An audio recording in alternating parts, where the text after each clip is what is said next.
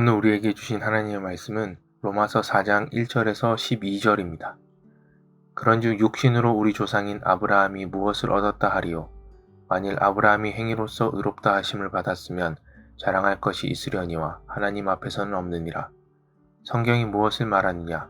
아브라함이 하나님을 믿음에 그것이 그에게 의로 여겨진 바 되었느니라. 일하는 자에게는 그 삭시 은혜로 여겨지지 아니하고 보수로 여겨지거니와 일을 아니할지라도 경건하지 아니한 자를 의롭다 하시는 이를 믿는 자에게는 그의 믿음을 의로 여기시나니 일한 것이 없이 하나님께 의로 여기심을 받는 사람의 복에 대하여 다윗이 말한 바 불법이 사함을 받고 죄가 가리어짐을 받는 사람들은 복이 있고 주께서 그 죄를 인정하지 아니하실 사람은 복이 있도다 함과 같으니라. 그런즉 이 복이 할례자에게냐 혹은 무할례자에게도냐 무릇 우리가 말하기를 아브라함에게는 그 믿음이 의로 여겨졌다 하노라.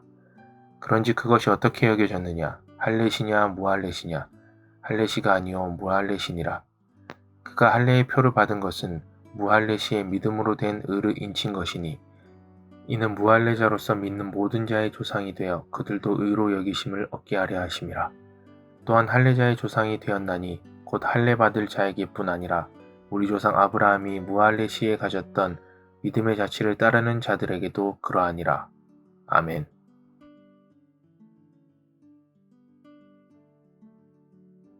계속해서 로마서를 함께 묵상하고 있습니다. 바울이 로마서를 쓸 때 로마 교회에는 크게 두 부류의 성도들이 있었습니다. 유대인 성도들과 이방인 성도들이었습니다. 그런데 그들은 복음에 대한 오해와 또 서로에 대한 갈등에 빠져 있었습니다. 유대인 성도들은 우리는 아브라함의 후손이자 율법을 가진 언약 백성이라는 강한 자부심을 가지고 구원의 근거를 믿음이 아니라 행위에 두면서 이방인 성도들에게 너희도 구원을 받으려면 우리처럼 몸에 할례를 행하고 모세의 율법을 지켜야 한다고 주장했습니다. 반면에 이방인 성도들은 우리는 율법이 없이도 복음을 믿었다고 하면서 율법 자체와 유대인 성도들을 가볍게 여기는 태도를 가지기도 했습니다. 이 갈등을 해결하기 위해서 바울은 앞선 1장부터 3장까지에서 모든 사람이 하나님 앞에 죄인임을 강조했습니다. 의인은 없나니 하나도 없으며 누구도 율법을 지키는 행위로 의롭다함을 얻을 수 없다는 것입니다. 그런데 이렇게만 편지를 써서 보내면 필연적으로 유대인들의 반발이 뒤따랐을 것입니다. 로마서를 쓸 당시에 바울은 이미 곳곳에 선교 여행을 다니면서 수많은 유대인들을 만났습니다. 그리고 그들이 어떤 식으로 복음을 오해하고 또 반박해 오는지를 잘 알고 있었습니다. 그렇기 때문에 오늘 본문 4장에서 바울은 아브라함과 다윗을 언급합니다. 그 두 사람이 유대인들이 가장 존경하고 신뢰하는 믿음의 선조들이기 때문입니다. 바울은 너희가 그토록 높여 마지 않는 아브라함과 다윗도 자신들의 행위나 업적을 통해서가 아니라 하나님의 은혜로 믿음으로 의롭다 하심을 얻었다고 말합니다. 즉 구약의 아브라함과 다윗도 이신칭의 믿음으로써 의롭다 여김을 받는 은혜를 얻었다는 것이죠. 이 말씀을 보면서 우리도 질문이 생깁니다. 우리는 이미 이신칭의의 은혜를 믿고 있는데 그렇다면 우리는 이신칭의의 은혜를 믿는 자로서 어떤 믿음을 가지고 살아가야 하는가 하는 질문입니다. 오늘은 그 질문에 대한 대답을 생각하려 합니다. 특별히 바울이 아브라함과 다윗에 대해서 언급한 내용을 보면서 그 질문의 답을 두 가지로 함께 생각해 보겠습니다. 첫째로 우리는 하나님의 언약을 믿는 믿음을 가지고 살아야 합니다. 바울은 먼저 아브라함을 예로 들며 설명합니다. 왜 하필 아브라함일까요? 유대인들에게 있어 아브라함은 하나님께 직접 언약을 받은 신앙의 뿌리와 같은 인물이기 때문입니다. 그런데 문제는 유대인들이 아브라함은 언약에 합당한 행위를 함으로써 하나님께 의로움을 인정받았다고 생각했다는 것입니다. 바울은 그것을 정면으로 반박합니다. 본문 2절로 3절에서 바울은 이렇게 말합니다. 만일 아브라함이 행위로서 의롭다 하심을 받았으면 자랑할 것이 있으려니와 하나님 앞에서는 없느니라. 성경이 무엇을 말하느냐? 아브라함이 하나님을 믿음에 그것이 그에게 의로 여겨진 바 되었느니라. 무슨 말인가요? 아브라함은 언약에 합당한 행위를 해서가 아니라 믿음으로 의롭다 여김을 받았다는 것입니다. 우리는 아브라함의 인생이 어떠했는지를 잘 알고 있습니다. 아브라함은 언약에 합당한 모습보다 언약에 불합당한 모습이 압도적으로 더 많았습니다. 그는 애굽에서 아내를 누이라고 말하며 함께 언약을 이루어 나갈 그 아내를 보호하지 않고 자기의 안전만 챙겼고 또 하나님의 언약을 의심하며 종인 엘리에셀을 상속자로 삼으려 했고 아내의 몸종을 취하며 인간적인 방법으로 아들을 얻으려 했습니다. 이런 아브라함의 인생 속에서 행위로 의롭다 인정받을 만한 여지는 보이지 않습니다. 오히려 받았던 언약도 도로 취소당할 모습만 보이지요. 사랑하는 여러분, 하나님은 아브라함의 행위를 보시고 의롭다 하신 것이 결코 아닙니다. 아브라함은 절대로 언약에 합당할 수 없는 연약한 존재였습니다. 하나님은 아브라함이 그 사실을 깨달아가게 하셨습니다. 아, 나는 정말로 미련하고 연약하구나. 도저히 하나님께 언약을 받을 만한 사람이 아니구나. 그런데 이토록 못나고 부족한 나를 하나님이 불러주시고 언약을 주셨구나. 그러니 나는 미련하고 연약하여도 하나님이 언약을 이루어 가시겠구나 깨닫게 하셨습니다. 이런 하나님의 원리를 오늘 본문 5절에서 바울은 이렇게 정리합니다.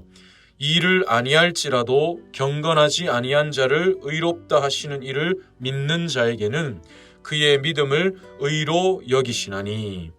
이 말씀을 새번역 성경으로 읽으면 이렇습니다. 그러나 경건하지 못한 사람을 의롭다고 하시는 분을 믿는 사람은 비록 아무 공로가 없어도 그의 믿음이 의롭다고 인정을 받습니다. 오늘 우리도 이와 같습니다. 우리의 인생은 하나님 앞에 부끄럽고 송구한 모습 투성이입니다. 아무리 생각해 보아도 언약에 합당한 자격과 조건이 우리에게는 없습니다.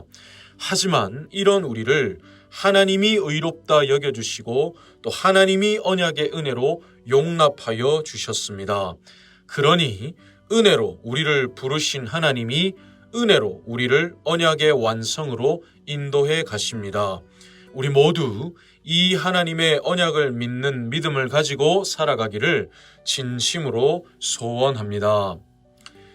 둘째로 우리는 하나님의 용서를 믿는 믿음을 가지고 살아야 합니다. 다음으로 바울은 다윗을 예로 들며 설명합니다. 다윗도 아브라함처럼 하나님께 직접 언약을 받았고 또 유대인들에게 있어서 신앙의 기둥과 같은 인물이기 때문입니다. 하지만 그런 다윗도 절대로 행위로 의롭다 여김을 받을 수 없는 사람이었습니다.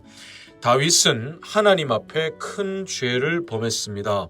신하의 아내를 강제로 취하며 간음을 범할 뿐 아니라 심지어 그 신하의 죽음을 교사하기까지 했습니다.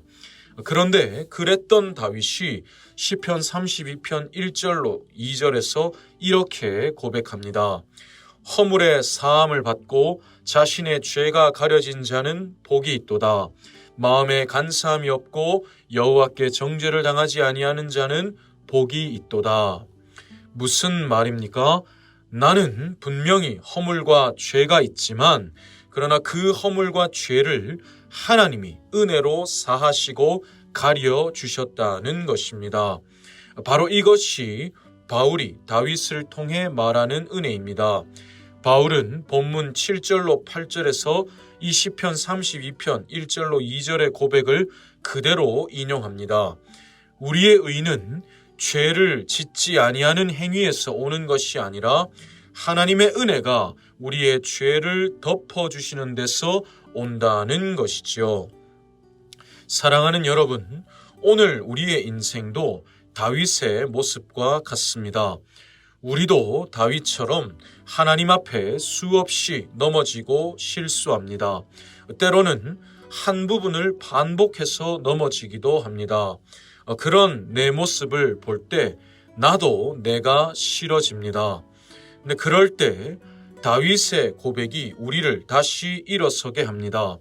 하나님은 죄가 없는 사람이 아니라 자기의 죄를 인정하고 하나님의 용서를 신뢰하는 사람을 찾으십니다. 애초에 하나님은 우리에게 죄가 없이 완벽한 삶을 기대하지 않으십니다.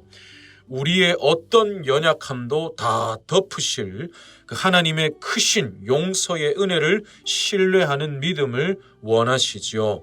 우리 모두 이 믿음을 가지고 살아가기 원합니다. 말씀을 마무리하겠습니다. 우리는 이신칭의의 은혜를 믿습니다. 우리는 우리의 행위가 아니라 오직 믿음으로 의롭다 여김을 받습니다. 근데 그 믿음조차도 하나님이 주시는 은혜의 선물입니다. 하나님이 은혜로 우리를 선택하셨고 은혜로 우리로 믿게 하셨고 은혜로 우리를 의롭다 칭하여 주셨습니다. 그러니 우리는 이 은혜를 믿는 믿음으로 살아야 합니다. 아브라함처럼 연약한 우리를 영원한 언약으로 용납하여 주시는 하나님의 은혜를 믿으며 살아야 합니다. 또 다윗처럼 우리의 허물과 죄를 아들의 피로 영원히 덮어주시는 하나님의 은혜를 믿으며 살아야 합니다. 오늘도 그 은혜를 믿는 믿음으로 감사하고 감격하며 살아가는 저와 여러분, 우리 모두가 되기를 진심으로 소원합니다.